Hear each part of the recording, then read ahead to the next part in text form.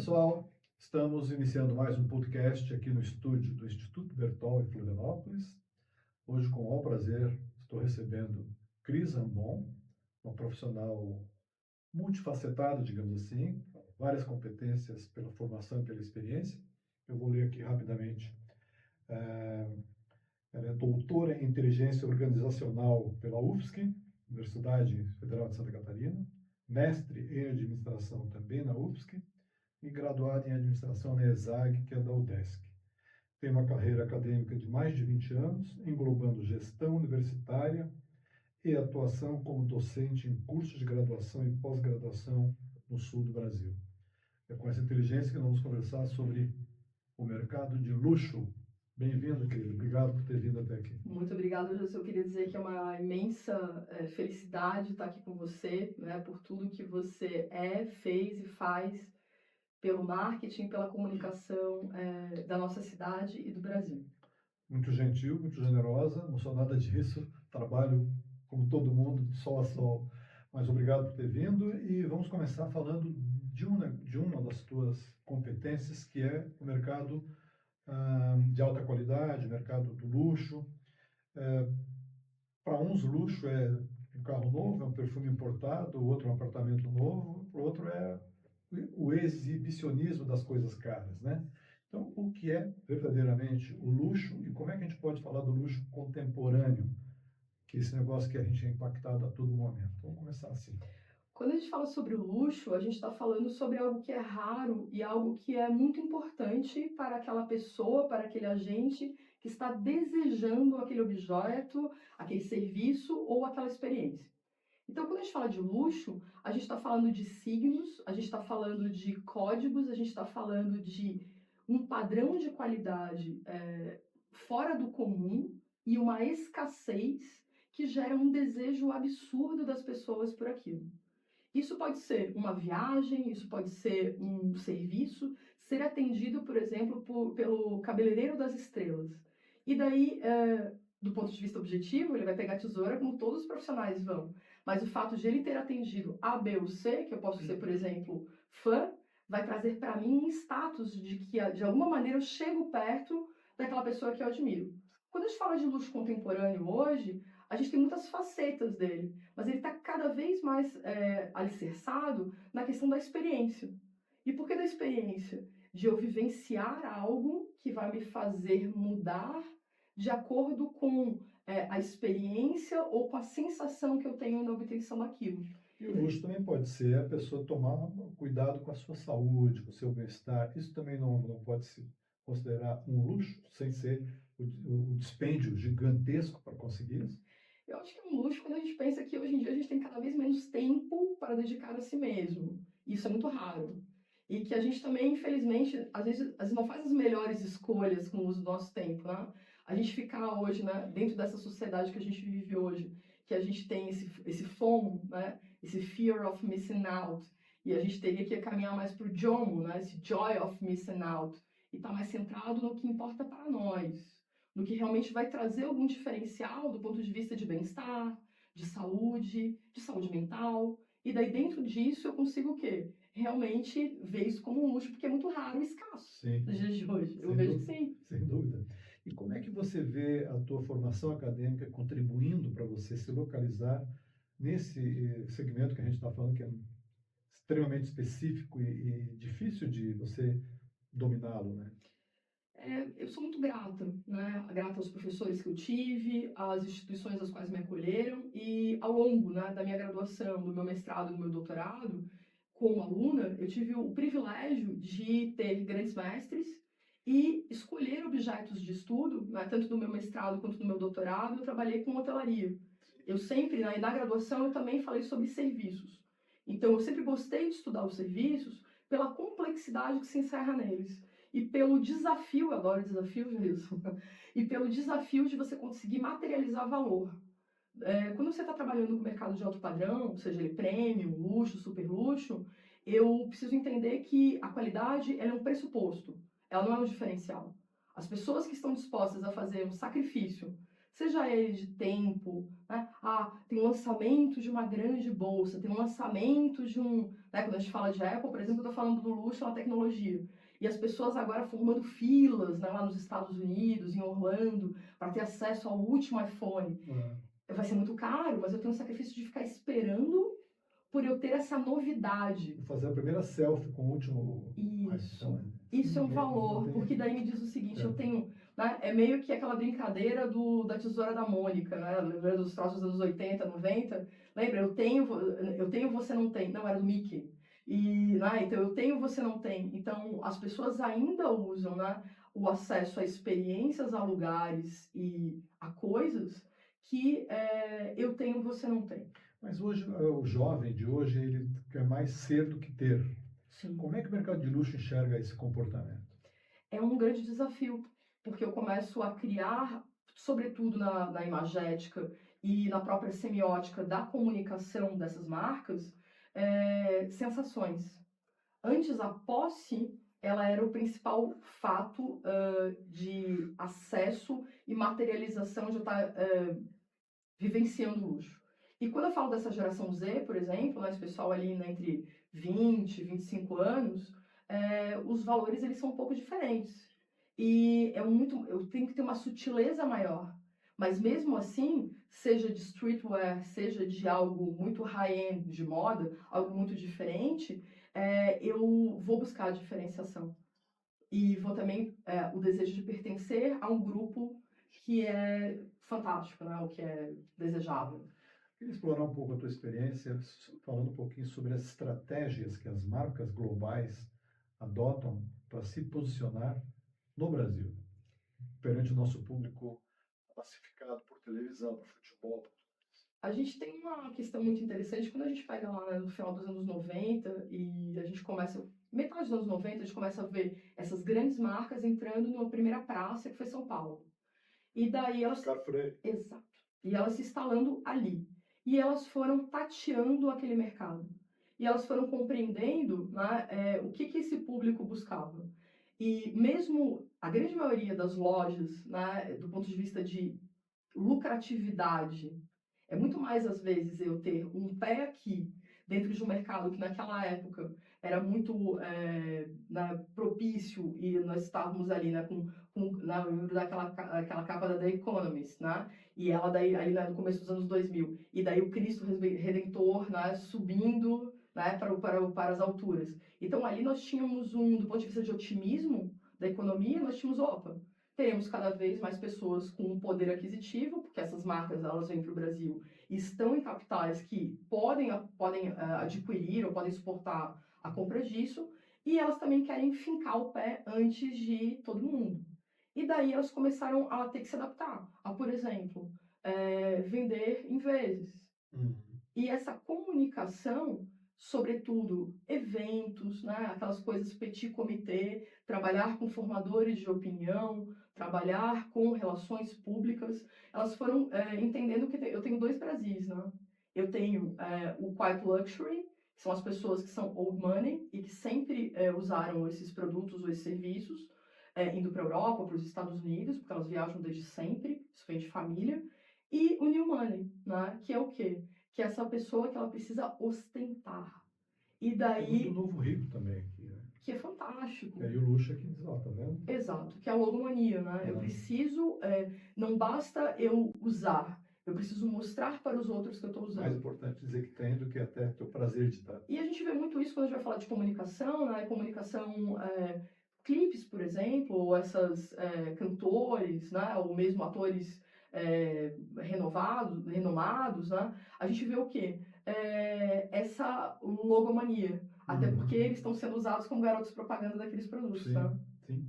Mas eu queria ainda voltar nesse assunto das estratégias das marcas de luxo, as globais, sim, no Brasil, sim, que tem um outro elemento que elas têm que trabalhar, que é a pirataria. total. Está aqui 95% ou 98% das marcas exibidas nas cidades brasileiras não são originais. Como é que elas trabalham isso? Como é que elas cuidam para não ter esse...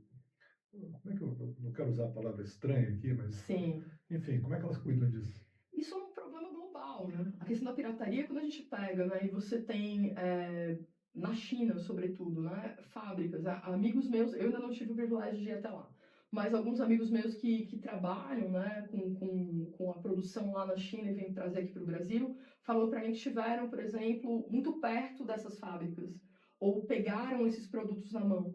Quando você, e eu não estou falando de cópias, né, eles falam em réplicas, né, nós temos aqui na cidade, em várias cidades, você encontra essas réplicas.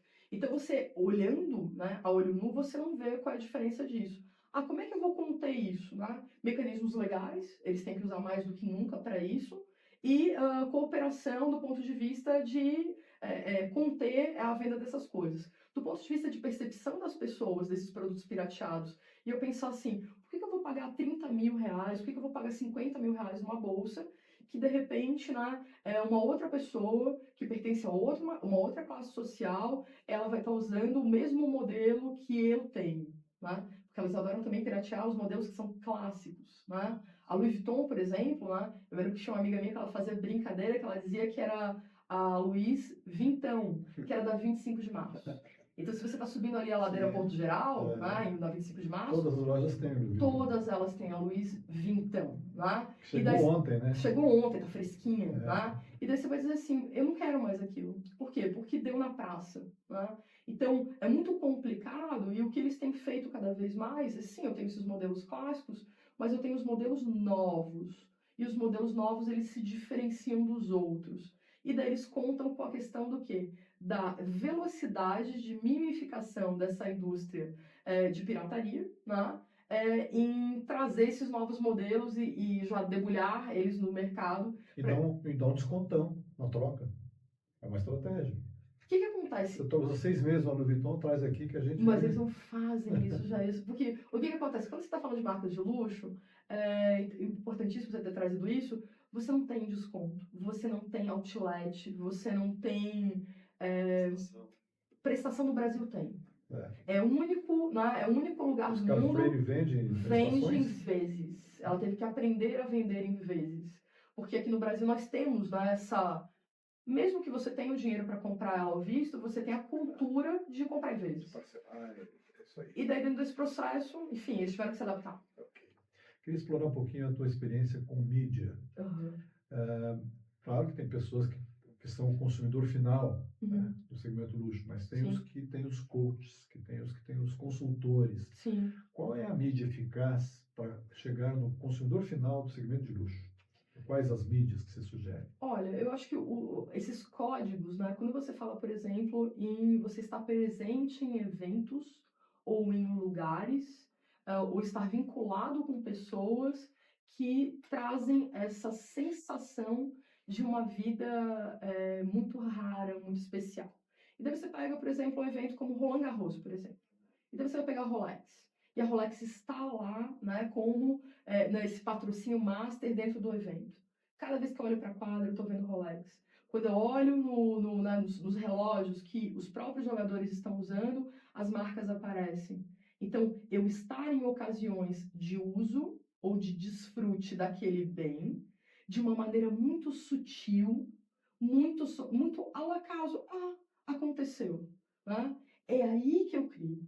Porque quando eu estou falando de super luxo, eu estou falando de marcas como a Hermès, por exemplo, que quer ser a marca mais exclusiva de luxo do mundo. Ela não vai ter garotas propaganda. Porque a pessoa que vai usar e que vai comprar, ela é mais especial do que qualquer coisa. Mas não quer dizer que, por exemplo, ela tem determinada atriz que ela acha icônica, e daí, por relações públicas, ou aproximar dessa atriz, de uma maneira muito natural, ela aparece com aquela bolsa nova. E também a gente vê muito agora, nós estamos na semana, né, de moda, né, de Paris, e a gente vê todos aqueles artistas, seja da música, seja do cinema, aparecendo naqueles desfiles, naquele local. E daí é como se eu criasse uma sensação de que se eu compro aquele produto, eu passo a fazer parte daquele clube. Sim. Não sei se você tem experiência com influencers no luxo. Existe uma diferença entre o influencer e a celebridade na publicidade. Né? As pessoas normais, né, que consomem mídia, sabem que uma celebridade está sendo paga, muito bem paga, para defender aquele produto. E o influencer mora no meu bairro, eu conheço, Olha como eu falo. Sim. No segmento de luxo, como é que funciona isso? Eu não tive ainda o privilégio de trabalhar especificamente, né, com influencers dentro desse segmento. Mas o que eu observo? Eu observo que, e daí se você sabe melhor do que eu, que hoje existe uma tendência dentro de influencers para a gente não trabalhar, não aquela questão massificada, mas eu trabalhar com micro-influencers, né, no sentido de eu ter públicos segmentados e onde ele fala para aquele público. Então não é eu ter milhões de seguidores, mas eu falar para um público específico. E a gente começa a ter pessoas que atuam em determinadas áreas. Ah, ele é um empresário, trabalha num segmento afim com luxo, e eu vejo as marcas ali, de certa forma, buscando, né, esse endorsement, né, eu uso isso, de uma maneira muito casual, com esses micro-influenciadores. Você vê nos micro-influenciadores a autenticidade que a marca busca passar para o seu público final? Eu penso que sim, porque daí você já está falando eu estou falando de algo escasso, que é o acesso ao luxo, e eu estou falando de um influenciador muito nichado, e que ele já fala com esse público, seja por... a gente vê muito de lifestyle, né? A pessoa viaja muito, ou ela vai em grandes restaurantes, ou ela é especialista em alguma coisa. Então, eu vejo muito essa conexão entre esses micro-influenciadores como sendo uma boa oportunidade para você fazer lançamentos, né? A gente sempre pensa nas globais, né? Mas nós temos marcas, né, nacionais e que não necessariamente elas têm um tamanho de uma Trussardi ou de uma Trousseau, por exemplo, mas que elas encerram nelas muito luxo. Na matéria-prima, na concepção do produto. Sim, porque o tempo já provou, né, que aquilo é algo de grande valor, né? Ou que o DNA do desenvolvimento daquela marca está dentro dos pilares do luxo. Perfeito. E como é que você vê a influência do e-commerce e das redes sociais no engajamento com o público final do mercado de luxo? Eu acho que é cruel. Por que é cruel? Funciona ou não funciona? Funciona, e ele cria uma adição muito grande, que eu vou pegar uma expressão que eu acho que para mim ela materializa isso, que é o look do dia. Quando você fala do look do dia, você não está preocupado em sustentabilidade, você não está preocupado em se aquela pessoa tem acesso ou não, ou condições ou não de poder usar aquilo. E eu crio um desejo absurdo nas jovens, nos jovens, em eles poderem usar todas aquelas coisas que esses artistas estão ganhando para usarem, por exemplo, e que eles ficam desejando uma vida que é uma vida que a gente, né, nós que já vivemos um pouco mais de anos, sabemos que ela custa muito e que ela não é sustentável, né, do ponto de vista, de nenhum ponto de vista, mas sobretudo a questão de acesso. Então, nesse momento, as redes sociais, elas funcionam como um dínamo muito forte, estimulando esse consumo, esse desejo pelo consumo, a níveis que eu acho que a gente nunca viu. Porque antes uma pessoa tinha uma bolsa, ela ia usar ela a vida inteira. Não estou querendo dizer que as pessoas vão se desfazer das bolsas de luxo que elas comprarem, mas ela durava e hoje é muito tempo para usar. E hoje eu quero ter uma bolsa nova a cada um mês, a cada 2 meses. Mas isso é o trabalho do marketing. Enquanto as pessoas estão aprendendo a mexer no iPhone 10, a Apple já está com 32 pronto. Sim. E ela lança com a frequência que quando você vê, fala, nossa, eu estou há 6 meses com esse, mas tem um novo. Então esse é o marketing que está buscando isso, né? Mas eu queria te explorar um pouquinho também, você falou aí sustentabilidade e acessibilidade, oriundo das redes sociais e da facilidade de comunicação, hoje qualquer um com celular é um comunicador. Sim. Como é que essas marcas de luxo, as marcas, não ia usar uma palavra meio pesada, mas as marcas fortonas, digamos assim. As chiquíssimas. As chiquérrimas, estão olhando para esse assunto da sustentabilidade e da conduta ética, do propósito de ética. Elas são vítimas são acusadas de fazerem uso de animais, blá, blá, aquelas coisas. Como é que as empresas estão vendo isso hoje, quando todo mundo fala em ESG, todo mundo fala em compliance, etc. Como é que é isso? Eu me lembrei de uma coisa que eu vivi agora, há 2 meses atrás, eu estava em Nova York, e daí eu estava no West Village, E numa esquina, né, eu tava eu com meu marido, né, e eu amo Nova York, né, Nova York eu brinco que é meu animal espiritual, e porque eu amo, né, nós que somos do marketing, né, você ir pra lá é como se você tivesse o estado da arte, né. E daí eu tô passando por uma esquina e eu vejo vários manifestantes com cartazes, fazendo barulho na frente de uma loja do Marc Jacobs. E por quê? Porque ele, né, até pouco tempo atrás, usava muito animal, né, os animais, dentro das produções dele, dentro dos desfiles dele. E eles estavam ali, e daí eu fui conversar nós fomos num restaurante ali perto, ele disse que todo dia, às 4 da tarde, eles vão lá pra frente. Nossa. E jogam tinta vermelha no chão, e, enfim, todos os dias. E o barulho era ensurdecedor, tá? Então, o que acontece? Nós temos marcas que sim abriram mão, algumas marcas que, por exemplo, não estão usando mais diamantes naturais, estão começando a ir para diamantes que são artificiais feitos em laboratório, né, com toda uma lapidação, com todo um cuidado, mas artificiais, saindo um pouco daquela ideia de diamantes de sangue, né, que muito tempo a gente não tinha essa certificação de onde esses diamantes vinham e o que eu estava comprando nesse processo. E ao mesmo tempo que eu também tenho muita greenwashing, né? A pessoa diz, a marca está dizendo que está fazendo uma série de coisas, mas aquilo é para fora, dentro nem tanto. E daí a gente vê, né, que hoje em dia, com cada um com o celular na mão, isso não é sustentável. Então, existe uma preocupação, sobretudo para a geração Z, que é a geração que daqui a 10 anos é ela que vai ser protagonista no consumo de luxo, que se preocupa com isso.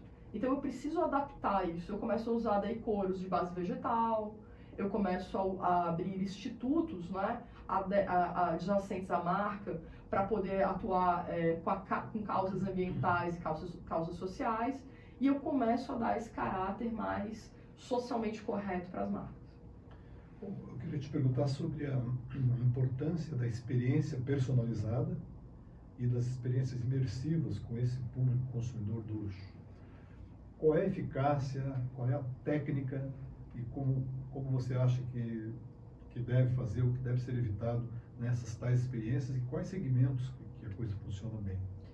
Eu brinco, né? Tanto no mestrado como no doutorado eu trabalhei com hotelaria, então é hospitalidade.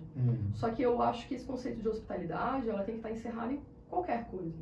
Se eu chego numa loja, né, e alguém me oferece água, ou quiçá champanhe, ou, né, eu preciso ter nesse local coisas que eu tenho nos lugares onde eu me sinto melhor. E quando eu estou falando com esse público, as expectativas são muito altas. Quando eu vou para um hotel, quando eu vou para um restaurante, quando eu vou para uma loja, eu quero me sentir muito valorizado. E por isso que, por exemplo, muito diferentemente do ponto de venda, quando a gente vai falar de varejo, eu vou andar dentro da loja livre, quando eu estou falando de um varejo tradicional. Quando eu falo de uma marca de luxo, eu tenho um consultor que vai me acompanhar ao longo da loja e que ele vai trazer aquilo que eu quero. Então, quando a gente fala sobre a criação dessas experiências, e hoje, né, eu trabalho com isso especificamente, com criação de valor, né, para serviços, né, de negócios de alto padrão, né, seja isso na advocacia, seja isso na arquitetura, seja isso na decoração, ou na medicina, como é que eu vou materializar isso? E daí eu vou ter que criar o quê? Eu vou ter que criar processos, fluxos, capacitação de pessoas para fazer isso. E criar uma cultura de excelência no tratamento das pessoas, no pré, no durante e no pós, que sustente isso de uma maneira real e memorável. Sim, essas experiências considerando o valor monetário, valor afetivo e prazeres, como é que você acha que uma marca de luxo, seja no segmento imobiliário, automóvel, deve pensar em proporcionar essa experiência? Materializadamente. Assim. Então, eu adoro, eu não sei você, mas eu adoro surpresas positivas. Tá? Então, quando eu vou sair do comum e eu vou entregar algo que eu não espero, você falou de imobiliário, eu vou alugar um apartamento, eu vou comprar um novo lar para minha família, ou estou num novo momento da minha vida, né? Ninho vazio, por exemplo. Eu quero que uma casa menor com meu esposo, com a minha esposa. Eu vou lá e faço esse serviço compreendendo o lifestyle eu atendo, eu entrego daí, né, opções que são muito personalizadas, eu me importo com aquela pessoa que está na minha frente, eu não trabalho com massificação com ela, é diferenciação. E depois quando eu encontro, essa pessoa realmente ela fecha o negócio, e nesse primeiro momento que ela vai entrar dentro do lar dela, o que vai estar esperando ela lá dentro? Quando eu fizer esse momento da entrega das chaves, que é emblemático, estou dando um exemplo aqui, né? O que eu vou criar na memória daquela pessoa, daquela experiência, desse momento muito especial, que ela diga, você não pode comprar o seu imóvel com outro lugar. E daí eu vou criar o quê? Um setting para fazer isso, com base no que eu aprendi sobre essas pessoas. A personalização dentro da criação de experiências para o mercado de alto padrão, ela é o básico do básico. Eu me lembro que quando eu ainda estava, né, atuando em graduação, Sim. e eu dei aula no curso de turismo durante 4 anos da minha vida, eu levava os meus alunos para fazer visitas técnicas. Eu tive o privilégio de ser recebida várias vezes na ponta dos ganchos. E tem pessoas espetaculares trabalhando lá. E eu me lembro... Paul McCartney ficou lá. Beyoncé, Paul McCartney, né? Então essas coisas todas. E daí o que era o segredo deles, né? Que eles muito generosamente compartilharam comigo. Cada estadia daquele cliente dentro do hotel, eles viam tudo que a pessoa gostava muito. O que ela bebe, o que ela come, que tipo de travesseiro ela gosta. E quando ele retorna para esse hotel, todas essas coisas estão esperando ele. Eu não vou colocar qualquer coisa de cortesia no quarto. Eu vou botar o champanhe que ele bebe. Eu vou botar o vinho que ele bebe. E isso tem um valor... Perfume. O perfume. Mas isso tem... E a questão da gente criar também, né? Eu acho que caminha muito com isso. A questão das love brands, né? Então, marcas emocionais, marcas multissensoriais, fazendo, né, a concretização desse princípio. E como é que você vê a collab de produtos sofisticados, produtos de alto valor, Sim. Ou produtos de luxo, com artistas ou designers? Tivemos recentemente uma grande construtora aqui de Santa Catarina que fez collabs com, se é que eu posso chamar isso de collab, com o Cristiano Ronaldo. Sim. E agora com a marca do Ayrton Senna. Isso é um collab do segmento de luxo ou isso é uma estratégia? Ou como é que você vê isso? Eu vejo, funciona? Eu acho que... Por que traz esses grandes nomes assim para um prédio, para uma residência? Eu vejo, são duas coisas diferentes. A gente pode pegar daí, né, o nosso parquinho disso, que é Balneário Camboriú. Sim. Então ali você encontra duas coisas. Você encontra isso que eu vejo muito mais como um endorsement do que uma collab. Por quê? Porque eu estou dizendo, né, família Aveiro, né, alguma coisa assim. Então, eu estou dizendo que a família do Cristiano Ronaldo vai morar lá. Não vai, a gente sabe que não vai. Mas eu crio essa expectativa. E tinha uma época que tinha uma piada do Neymar, lembra? Que daí ele comprou num, ele comprou no outro, mesmo ele comprou em qual? Então, eu vejo isso muito mais como endorsement do que como collab.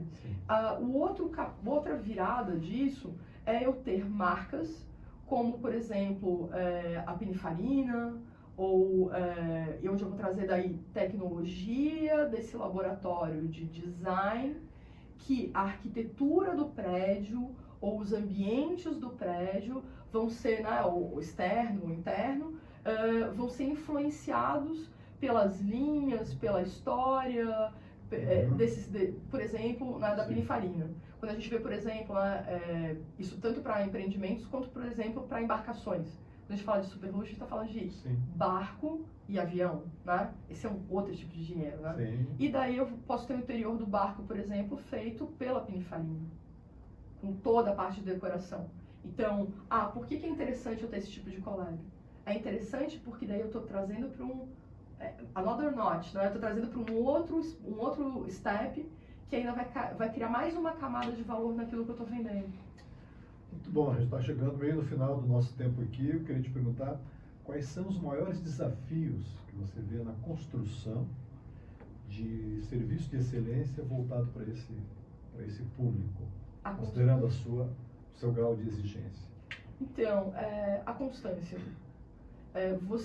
O maior desafio é a constância. Eu acho que a constância, porque se você parar para pensar que você depende muito da variável humana e que existe turnover dentro das empresas, e que essas pessoas elas precisam ser aculturadas, treinadas sucessivamente. Eu preciso sempre trazer esses elementos à consciência. Eu preciso criar novas estratégias para encantar o público e que elas vão mudando. Porque o que esse público vai querendo também, ele vai mudando. né? A gente tem daí antes, né, anos 90, por exemplo, que eu tinha muita laca, dourado, animal print, esse troço todo em cima. E hoje eu tenho muito um quiet luxury, né, que você vai dizer assim, eu tenho qualidade, eu tenho distinção de linhas, de elementos que eu vou usar, esse cachemir, isso, aquilo. E quando eu estou falando de pessoas por detrás desses produtos e serviços, elas não vêm de berço que elas nasceram com isso. Quando elas entram dentro da empresa, e geralmente elas vão crescendo dentro dessa indústria do luxo, e vão criando experiência, eu preciso formar elas para o negócio. E eu tenho que formar elas, não é só quando elas entram, eu tenho que formar elas durante todo o trajeto, toda a jornada dela dentro do negócio. E daí que eu entro, né? Porque se você não consegue, muitas vezes os empresários, eles se preocupam muito no primeiro momento que é o lançamento. E ok, e geralmente eles trazem pessoas de fora que já têm muita experiência. Quando essas pessoas voltam para casa delas, elas vão ficar por um tempo, o que vai acontecer? Normalmente são empresas familiares aqui, né? Muitas, né? Não sei se você tem na tua carteira de clientes empresas familiares que estão na segunda, terceira gerações. Já Como é que é conviver e fazer isso que a gente está falando aqui para quem quer pegar esse público do luxo? Já eu sou assim, quando a gente fala de empresas familiares, né, eu me lembro lá dos meus professores de design, né? Mário Cristina, isso é a coisa mais complicada que existe.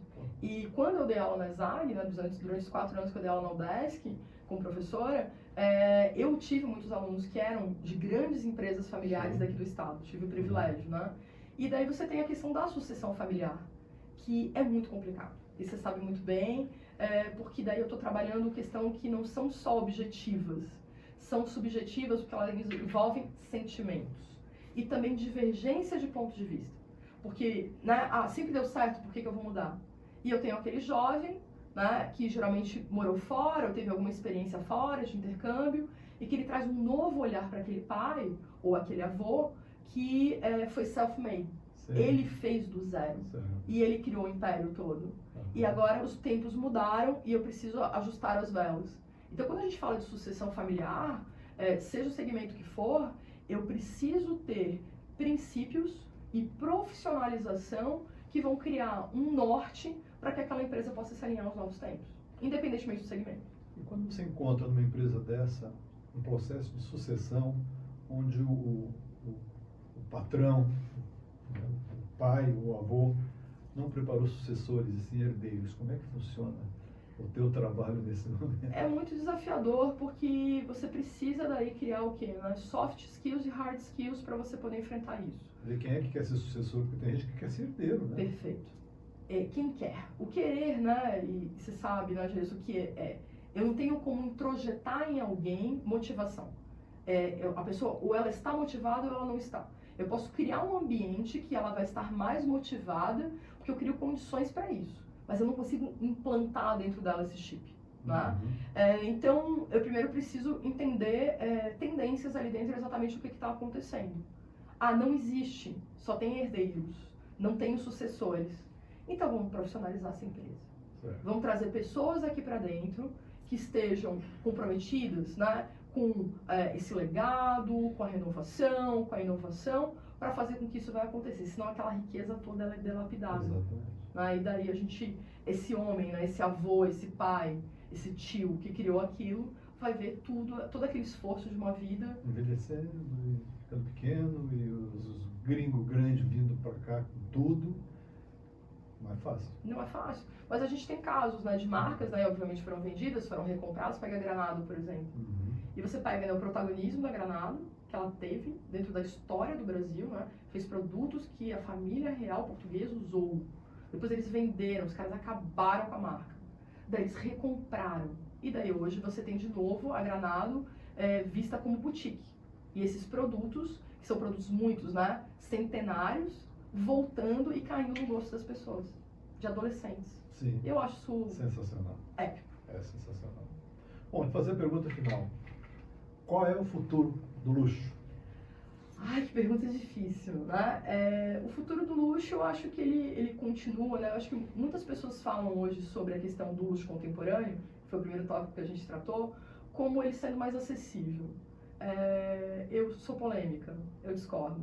Eu acho, eu penso que o luxo ele sempre vai ter uma aura de exclusividade e de escassez. Aquilo que é muito comum, ele vira papel de parede. Eu não, né, para eu escolher é muito difícil, depois eu não olho mais para ele. Então, assim, o futuro do luxo, ele continua na questão do desejo, ele continua cada vez mais na criação do branding. Vamos puxar a sardinha para o nosso lado, que eu acho que é muito importante.